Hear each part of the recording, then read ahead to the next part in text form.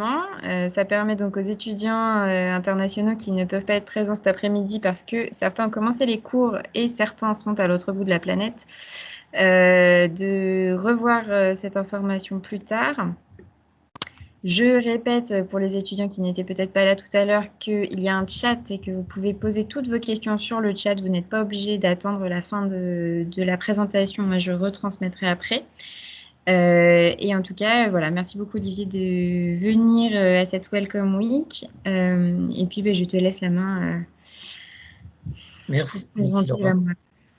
Bien, bonjour à tous, je suis Olivier Simon, je suis chargé d'orientation à la Maison de l'orientation et de l'université, enfin de l'insertion professionnelle de l'Université de Tours.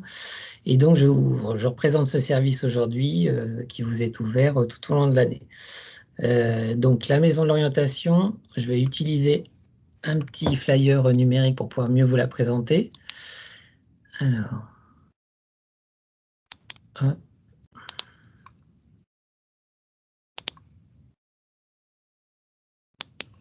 Alors, je ne sais pas si vous voyez le visuel à l'écran, c'est bon? Donc, la Maison de l'orientation et de l'insertion professionnelle, qu'est-ce que c'est? C'est un service commun, c'est-à-dire que c'est un service qui est ouvert à tous les étudiants de l'université. Alors, tout de suite, c'est la localisation, à savoir où se trouve ce service. Il n'est pas sur un site d'enseignement, il est sur le site du Plat d'Étain. Alors, si vous allez sur la direction des relations internationales, vous verrez qu'on est juste dans le même bâtiment, c'est-à-dire 60 rue du Plat d'Étain. Et dans le bâtiment A, vous aurez notre service qui se trouve de l'autre côté du hall d'accueil par rapport au service des relations internationales. Donc, nous sommes ouverts le lundi, mardi, mercredi, jeudi. Le vendredi, nous organisons des actions, donc nous sommes fermés à l'accueil, enfin l'accueil est fermé au public. Et pour le reste, tous les jours, nous pouvons vous recevoir. Nous avons aussi des petites antennes sur le site de Sciences, pour ceux qui iront à Grandmont, et au Tanner, pour ceux qui sont en lettres et sciences humaines. Donc, je vous donnerai le lien vers cette présentation. Vous pourrez avoir le détail de notre numéro de téléphone, notre adresse mail, notre page Facebook et la page de l'université, où vous pouvez retrouver toutes les actualités et les informations que je vais vous montrer aujourd'hui. Alors, ce service, qu'est-ce que c'est? C'est un service universitaire qui est ouvert à tous les publics, hein. On ne soit pas que des étudiants, on soit aussi des futurs étudiants, des étudiants étrangers notamment qui n'ont pas encore d'inscription, des adultes en conversion, pour faire du conseil. Le conseil, c'est avant tout aider les gens à identifier la formation, les poursuites d'études qu'ils souhaitent faire, et aussi du conseil dans la recherche d'emploi, la recherche de jobs, des jobs étudiants, et la recherche de stage. Donc, on a plusieurs bureaux, plusieurs personnes qui sont capables de vous recevoir. Vous verrez, au niveau de l'orientation, nous avons des psychologues d'éducation nationale qui sont des professionnels qui sont habitués à recevoir du public lycéen, étudiant, pour savoir un petit peu faire le point sur leurs projets, sur leurs compétences qu'ils souhaitent faire et les formations existantes en France. Je tiens à préciser qu'on n'est pas spécialisé sur les études à Tours. On a une compétence au niveau national. Notre expertise, c'est vraiment l'enseignement supérieur en France. Alors, je ne sais pas si vous avez déjà regardé à travers Campus France ou le site de l'ONICEP, par exemple. Il est très complexe. Il y a énormément de diversité en termes de cursus, de diplômes, de niveau de sortie, de type de qualification en France. Donc, je pense que vous, ne connaissant pas exactement, on va dire, l'architecture, l'organisation de l'enseignement supérieur en France, vous avez tout intérêt à venir prendre rendez-vous dans nos locaux pour rencontrer un conseiller qui vous explique quelle est le meilleur parcours, la meilleure démarche pour pouvoir atteindre la qualification ou le diplôme que vous souhaitez obtenir en France et qui vous donnera bien sûr toutes les qualifications nécessaires pour exercer un métier par la suite.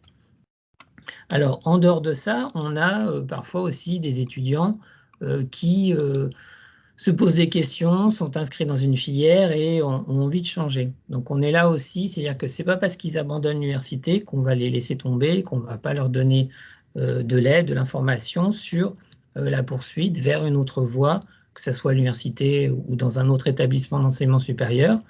Donc, tout ce qui est ce qu'on appelle la réorientation des gens qui changent de parcours, on est aussi là à même de vous répondre, et notamment dans la procédure Parcoursup. Alors vous êtes passé sûrement par Campus France. Et vous verrez que pour certains diplômes, comme les BUT, les BTS, Parcoursup est la porte d'entrée obligatoire. Donc, on peut aussi vous fournir une assistance sur ce module. On a tout un pôle aussi lié à l'insertion professionnelle. Donc, c'est des gens qui vont vous aider à rédiger votre CV, à rédiger une lettre de motivation, parce que vous verrez que pour certaines formations, on va vous demander une lettre de motivation. Donc, c'est important de savoir utiliser les bonnes formules, d'avoir une bonne structure de votre propos dans cette lettre, puisque on va dire que chaque pays a un peu ses coutumes, ses habitudes en termes de rédaction de lettres de motivation, ou ce qu'on peut appeler aussi projet de motivation. Et puis aussi, on peut vous aider à préparer vos entretiens de recrutement. Savoir pour un stage, un job, vous allez être convoqué par un employeur, il va vous demander de venir pour vous présenter. On peut aussi faire des simulations, vous aider à préparer ces entretiens. Donc, il y a 4 chargés d'insertion professionnelle dont vous voyez les noms et vous avez aussi l'accès à leur téléphone et leur adresse mail que vous pouvez contacter. Quand on parle de recherche de job ou de stage, on a une plateforme qui s'appelle le réseau AirPro, qui est une plateforme de mise en relation avec les universités. C'est-à-dire que nous, on ne va pas vous trouver un job ou un stage si vous en cherchez un. Par contre, on va collecter les offres des entreprises, des établissements qui souhaitent recruter des étudiants pour vous les proposer sur une plateforme qui s'appelle AirPro, Stage Emploi. Donc, vous verrez, étant inscrit à l'université, vous avez la possibilité d'activer votre compte et de pouvoir accéder sur cette plateforme. Alors, vous verrez, il y a un agenda, des actualités, des informations sur la rédaction des outils de candidature, CV, lettres, etc. Mais vous avez surtout des offres d'emploi qui vous sont proposées et qui correspondent souvent à des profils d'étudiants, puisque les entreprises viennent vers nous pour déposer cette offre sur cette plateforme. Donc ça, je vous invite à activer votre compte si ça vous intéresse, voilà, du babysitting, la garde d'enfants, des choses très très simples comme, je sais pas, serveur à temps partiel. Vous voyez, il y a des offres de stage aussi, donc ça peut être très utile pour accélérer vos démarches si vous souhaitez faire un stage ou obtenir un job pour votre année universitaire. Donc ça s'appelle AirPro. On a aussi un pôle qui s'appelle Pépite, et là, qui fait plus de l'accompagnement aux gens qui souhaitent créer leur entreprise, créer leur propre job, mais qui font aussi tout le volet formation. Il y a un diplôme universitaire, il y a un certificat qui vont aider les étudiants inscrits à préparer leur arrivée sur le marché du travail lorsqu'ils ont un projet de création d'entreprise. Donc vous, ça va moins vous concerner dans un premier temps, mais on a des étudiants de tous les horizons qui viennent adhérer à ce programme et bénéficier de cet accompagnement. Alors, ces différents conseils, ces accompagnements, je le rappelle, bien sûr, ils sont ouverts à tout le monde, ils sont gratuits, les entretiens sont d'1 heure, donc généralement c'est des heures pleines, 14h, 15h, 16h, et suivant les périodes, vous avez 1 semaine, voire 10 jours d'attente. Alors, pour pouvoir vous-même réserver un créneau afin de venir nous rencontrer, d'avoir un conseiller qui vous attende et vous conseille, vous propose 1 heure d'entretien, je vais vous donner une adresse. Donc, c'est ce site. Je vais le copier dans la conversation, comme ça vous allez l'avoir direct. Donc, il suffit de créer un compte sur ce site et vous cliquez sur le bouton « Prendre un rendez-vous ». Et là, vous pourrez tout de suite choisir un créneau auprès de nos conseillers disponibles et le réserver en mettant vos informations. Donc, c'est les plages horaires qui apparaissent en bleu ou en vert, ça dépend de vos écrans, qui sont disponibles. Après, il suffit d'insérer votre nom, votre adresse mail d'étudiant. Alors, pour ceux qui ne sont pas sur place, on propose des entretiens actuellement par téléphone et en visioconférence sur Microsoft Teams. Donc, ça permet pour des gens qui sont sur des campus éloignés ou qui ont peu de temps, voire qui ne sont pas encore sur Tours, de pouvoir bénéficier quand même d'un conseil en orientation d'1 heure. Donc, n'hésitez pas. Vous voyez, pour l'instant, là, les premiers créneaux, maintenant, sont à partir du 14 septembre parce que cette semaine, voilà, c'est complet. Donc, au niveau du site universitaire, quand vous allez sur le site de l'Université de Tours, vous avez la rubrique en haut, orientation et insertion. Et donc là, vous aurez le petit dépliant au format numérique qui doit s'afficher ici, voilà, que je vous ai montré tout à l'heure, où vous retrouverez toutes les informations, les contacts. Donc, vous voyez là, vous avez ma ligne directe de téléphone. C'est la même chose pour les chargés d'insertion et les psychologues de l'éducation nationale. Eux, ils n'ont pas de numéro direct. Vous prenez rendez-vous par le biais du site que je viens de vous montrer. Vous avez un petit trombinoscope si vous voulez aussi savoir quelles sont les spécialités de chacun qui se trouve juste en dessous avec l'équipe. Donc vous voyez, il y a un pôle orientation, on va être plutôt spécialisé dans tout ce qui est poursuite d'études, les recherches de master pour certains, savoir quels sont les débouchés professionnels pour telle ou telle formation. Et puis, un pôle insertion professionnelle, là, on va plutôt vous aider sur la rédaction de CV, de lettres, comment rechercher, démarcher une entreprise, bref, tout ce qui est après le diplôme ou tout ce qui est préparation à des expériences professionnelles. Et puis, le pôle entrepreneuriat, qui est composé de 2 personnes, hein, Caroline Renou et l'INSEE, qui pourront vous accompagner dans tout ce qui est création ou milieu des startups, tout ce qui est incubateur d'entreprise. C'est ce qu'on utilise comme terme en France. Donc voilà, vous retrouverez aussi le lien vers la plateforme AirPro et puis des actualités. Donc, je ne sais pas si vous avez tous déjà choisi votre parcours, savoir qu'est-ce que vous ferez derrière en termes de cursus et votre niveau de sortie.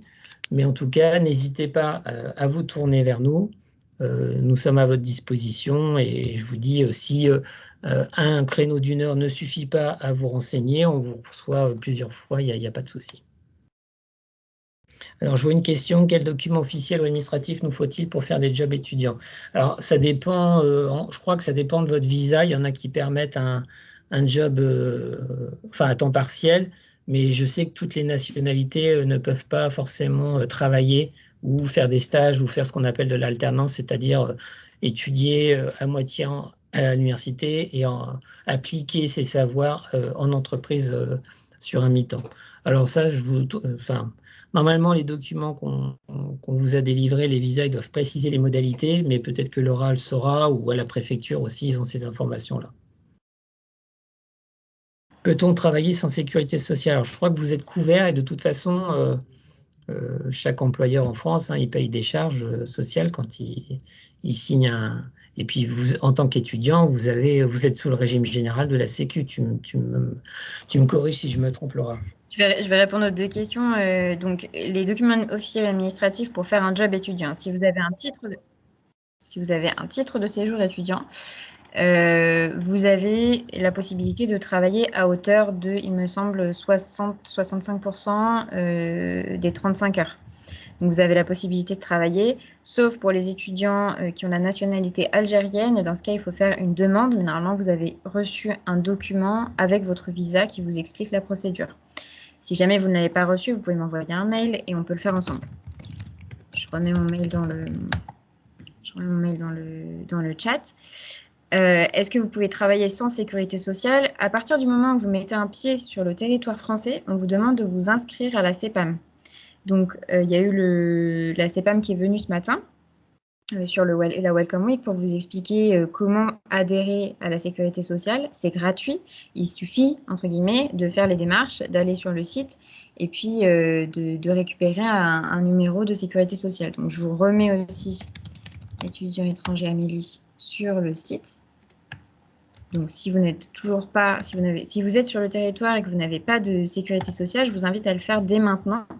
Non seulement ça vous permet d'avoir des droits, mais aussi si vous avez la nécessité d'aller chez le médecin, pour vous faire rembourser, il faudra absolument que vous soyez inscrit sur ce site.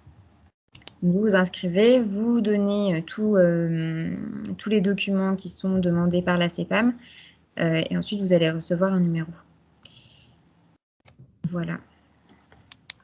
Je vous remets le lien de la rubrique de notre site internet où se trouvent toutes les informations sur la maison de l'orientation, ainsi que notre adresse mail, qui est une adresse générique. Donc, on répond généralement dans les 48 heures ou même dans la journée. On est plusieurs à la consulter. Alors, ce que j'insiste, c'est pour ceux, notamment, par exemple, qui ont déjà des acquis, qui ont déjà fait des études supérieures et qui arrivent sur des bac+2, bac+3. dès que vous allez envisager des cursus à la rentrée prochaine, c'est-à-dire pour la rentrée 2022, qui sont sélectifs, c'est-à-dire qui vont être soumis à un examen de dossier, un entretien, enfin bref, quelques sélections, que ce soit. Pensez toujours à bien anticiper. C'est-à-dire que si vous avez des sélections pour le mois de septembre, hein, pour la rentrée prochaine, c'est souvent à partir d'avril, mai, où les candidatures sont à déposer et que les commissions d'examen se réunissent, les commissions pédagogiques, pour examiner vos dossiers et vous convoquer ou non sur des entretiens. Parfois, il n'y a pas besoin d'entretien. Mais bref, c'est toujours essayer d'anticiper.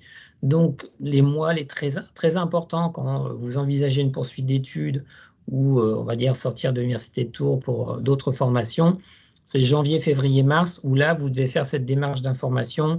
C'est là où les établissements de formation vont faire des journées portes ouvertes, c'est-à-dire que vous pouvez aller visiter les locaux, rencontrer les enseignants. C'est là aussi qu'on a des forums qui sont une espèce de salons où tous les établissements d'enseignement supérieur se réunissent dans un même lieu pour vous présenter leur formation.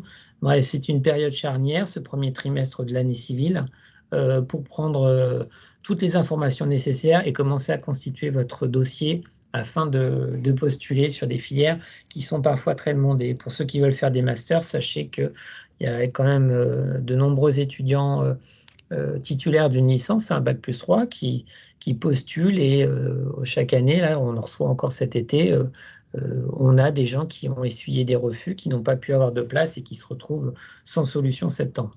Donc l'important, c'est d'anticiper et de venir vers des gens voilà, qui ont l'expérience de ces sélections pour vous donner des astuces, en tout cas des choses à respecter pour éviter que voilà, ça se passe comme ça et que vous retrouviez sans solution. Donc toujours anticiper, vous y prenez pas au dernier moment et allez à la source directement, chercher l'info. Maintenant avec le web, on trouve énormément d'informations sur les établissements et leurs diplômes.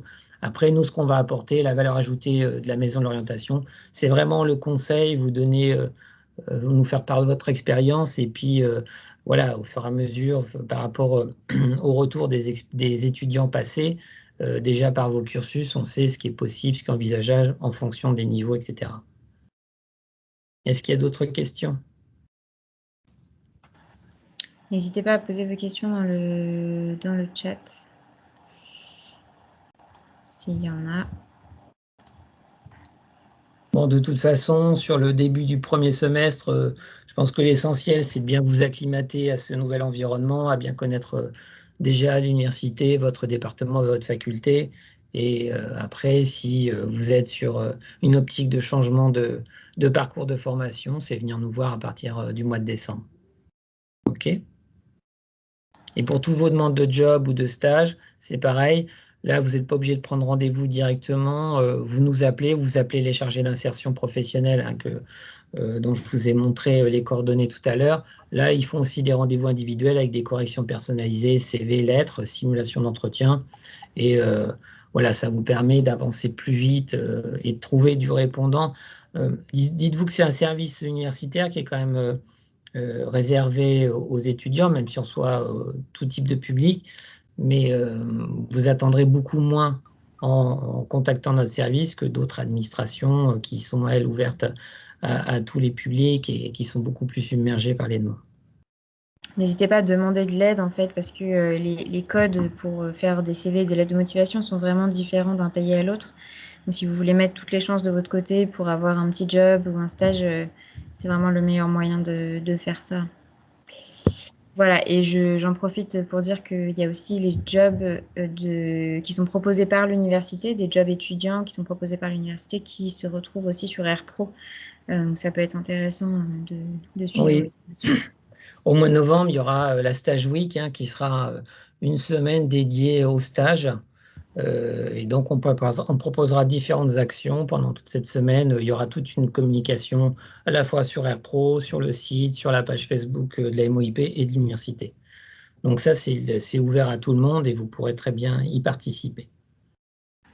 Petite info pratique, notre service va changer de bâtiment début 2022. Donc, on va quitter nos voisins des relations internationales du bâtiment A pour aller au bâtiment H. Donc, on reste sur le site du Planétain. On n'est pas loin. Mais en fait, je ne sais pas si, par exemple, le service de santé universitaire a déjà participé à ces présentations, mais on sera juste à l'étage en dessous. Donc, on reste dans les parages, on ne va pas loin. D'accord, c'est bon à savoir. Bon, bah, s'il n'y a pas de questions, je ne vais pas retenir tout le monde plus longtemps. On peut faire une petite pause technique avant de reprendre avec Studapart. Merci beaucoup, Olivier, d'avoir Bon courage à participé. tous et bienvenue à l'Université de Tours, bien sûr. Merci Au revoir. beaucoup et puis à bientôt. Au revoir.